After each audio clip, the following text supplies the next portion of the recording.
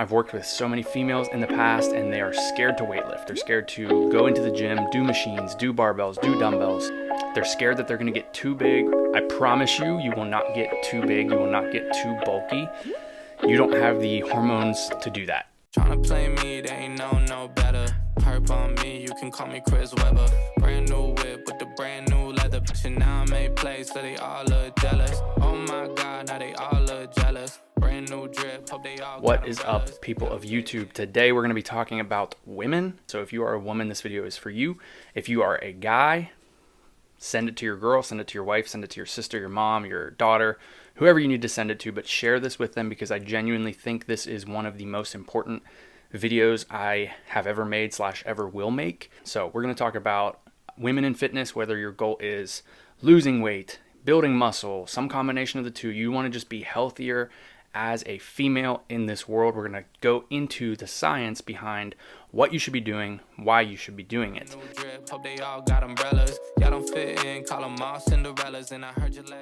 The big take-home message that I want to talk about in this video is going to be the importance of weight training, or the importance of resistance training. Far too often I've worked with so many females in the past and they are scared to weightlift. They're scared to lift weights. They're scared to go into the gym, do machines, do barbells, do dumbbells. They don't feel like it's necessary for them. They're scared that they're going to get too big or too bulky. I always say, if I had $1 for every woman who told me that they don't want to lift weights because they don't want to get too big, I could retire. I promise you, you will not get too big. You will not get too bulky. You don't have the hormones to do that. But the main thing I want to talk about here is the importance of weightlifting for women. Regardless of what your goal is, whether you have a physique goal or an aesthetic goal, or you want to look a certain way or feel a certain way, it is so crucial for women to get involved with resistance training. It's not an aesthetic thing. Even if you don't want to necessarily build muscle, you still need to be weight training, and we're going to dive into exactly why that is. The first thing I want to talk about is the hormone profile of women. Specifically with females, you don't have the hormone profile to put on tons and tons of mass, muscle size, right? We're also going to get into toning and the myth of toning muscles and why that isn't necessarily a thing. And I feel like women fall for that trap all the time. This is what you do to tone muscle. And if you don't want to get too big, don't lift heavy weights. That's going to be another video for another day. But the main topic of today is the importance of weightlifting and why it is so helpful and I would say crucial as a female.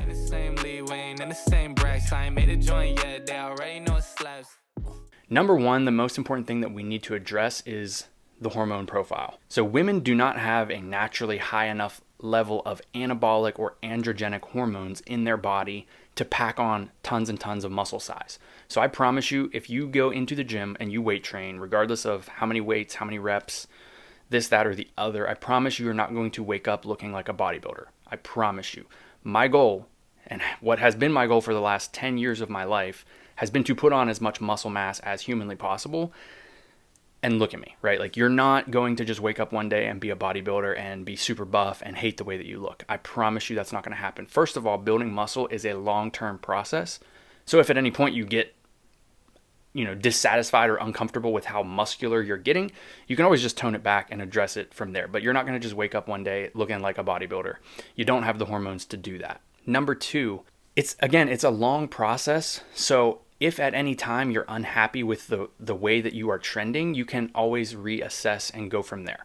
But the reality is you don't have the levels of testosterone, the levels of anabolic hormones, unless you're taking those substances exogenously, like female bodybuilders. They are on steroids. Like, that is the reality of it.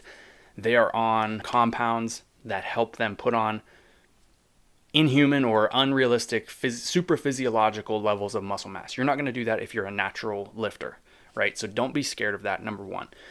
Number two, muscle mass is so important as you age for everyone, males and females. But it's even more important for females because of hormonal issues that females have, right? So if you don't know how sex hormones work, testosterone, estrogen, progesterone, like all of these things exist in a certain ratio, and there's going to be big genetic differences from person to person.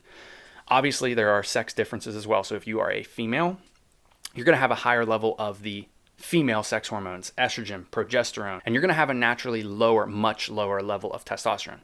Everybody has testosterone and estrogen in a certain ratio in their body, whether you're male or female. So it's normal and it's okay to have a higher level of test as a woman.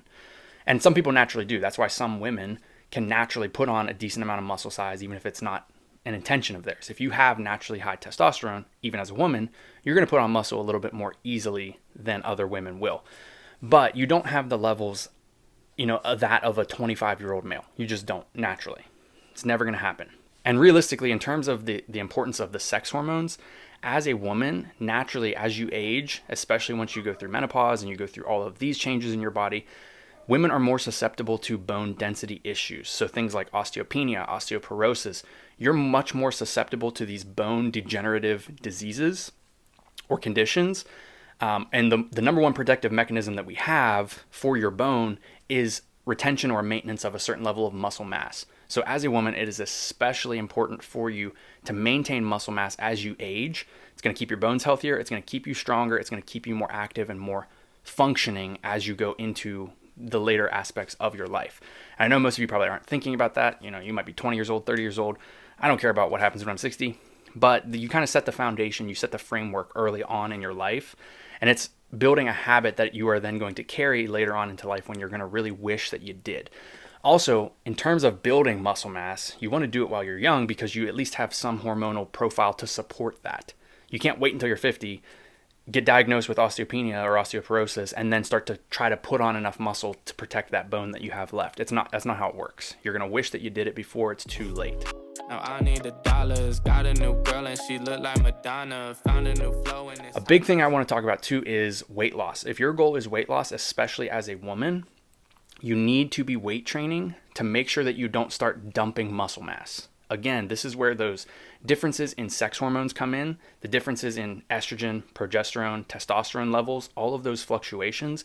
When you start to lose weight, if you don't have a naturally high level of testosterone, you're not going to be preservative of your muscle mass. So women who start to lose weight, when you're in a calorie deficit, you start burning fat, you start losing weight overall, because you don't have high levels of these anabolic hormones, these muscle retentive hormones, your body's going to much more easily start shedding some excess muscle mass as well. So if you lose, let's say, 2 pounds a week, as a woman, you're much more likely for some ratio of that 2 pounds to come from muscle mass compared to a guy, right? A guy that loses 2 pounds a week, they have levels of testosterone that help support and preserve muscle mass. They're not going to be shedding muscle as easily as a woman will.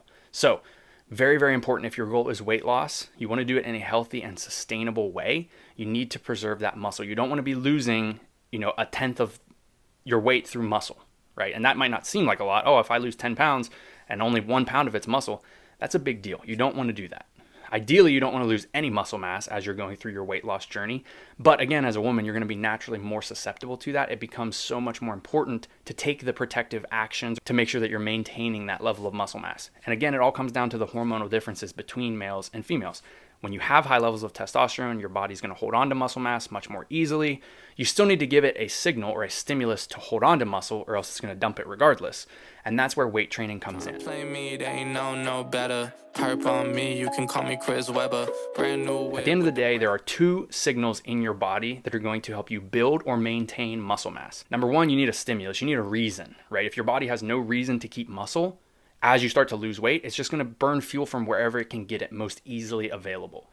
For most people, especially if you have a high level of body fat, that's going to be your preferred source of fuel, right? So you're going to start to lose mostly fat.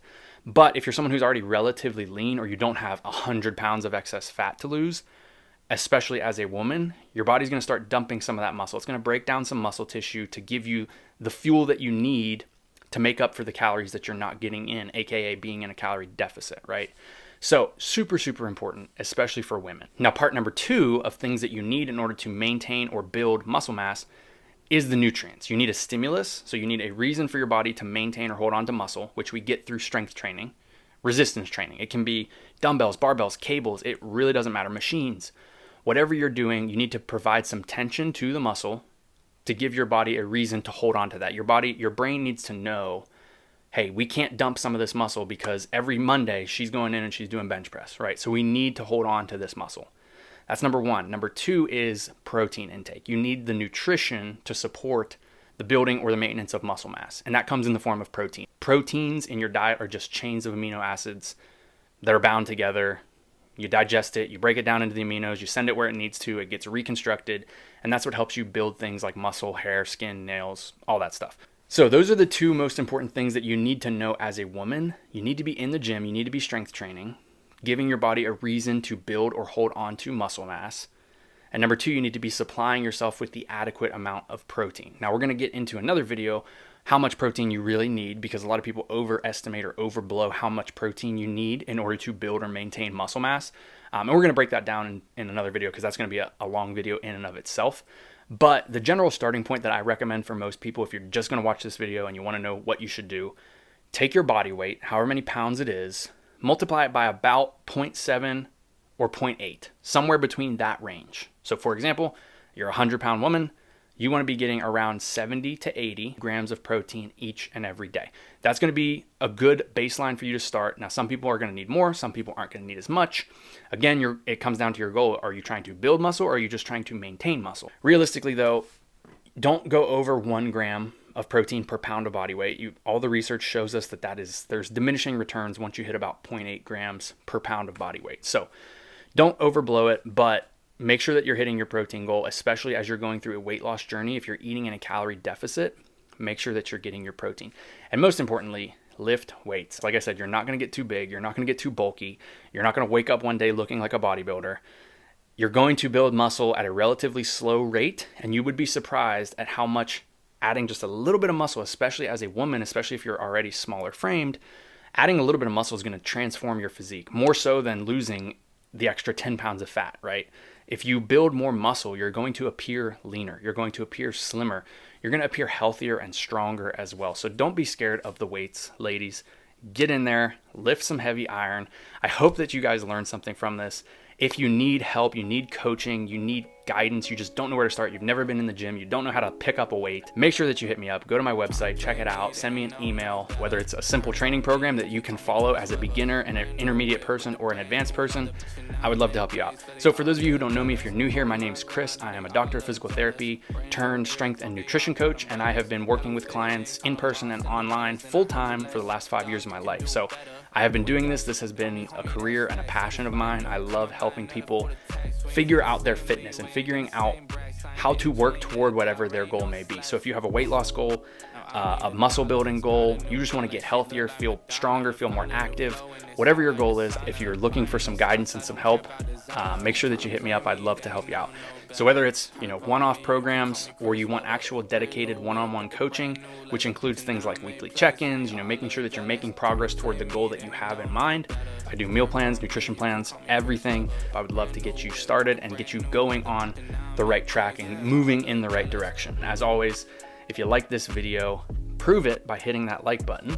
Drop a comment, let me know what you learned, and subscribe so that you don't miss out on the next one. Peace.